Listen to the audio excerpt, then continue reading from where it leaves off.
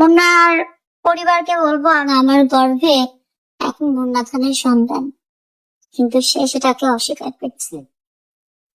আমার গর্ভে যে সন্তান, সে তার বাবার পরিচয় বড় হবে, কিন্তু বাবা হিসেবে ওর নামটাই যাবে, কারণ যে টাইম এন্ড সমস্ত কিছু মিলিয়ে মুন্না খানই তার বাবা, এটুকুই যাবে। এবার একটা নারী সবসময় চায় একটা সাজানো গোছানো সংসার, সুখ শান্তি, যেটা আমিও চেয়েছি।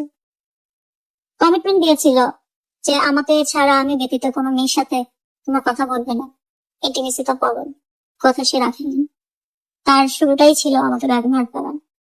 আমি আসলে সবার ব্যবহারের পাত্র, প্রিয়জন পাবেন। যেদিন থেকে মুন্নার সাথে কাজটা ভাইরাল হলো, তারপর থেকে খেয়াল করে দেখবেন আমার নিজের ক্যারিয়ার ধ্বংস হওয়া শুরু হলো। এবং সেই ধ্বংসের প্রধান কারণ ছিল মুন্নার সাথে কাজ করা। মুন্না খান জোর করে কোনো কিছুই হয় না, রাইট?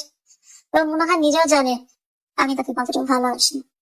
আমি বলবো না, তাকে অভিশাপও দিব না, কিন্তু সত্যটা সবাইকে জানিয়ে গেলেন, ওকে মেরে ফেলছেন জীবন্ত লাশ। আর সর্বশেষ মুন্নার এই আশ্বাস, আমাকে তো সিনেমা বানাবে, এই করবে সেই করবে। এখন সবাই এক, আকাশ নিবিড়, মুন্না খান, রাসেল মিয়া, আর আমি মানসিক রোগে আক্রান্ত হয়ে পাগলদের সাথে হসপিটালে বিছানায়।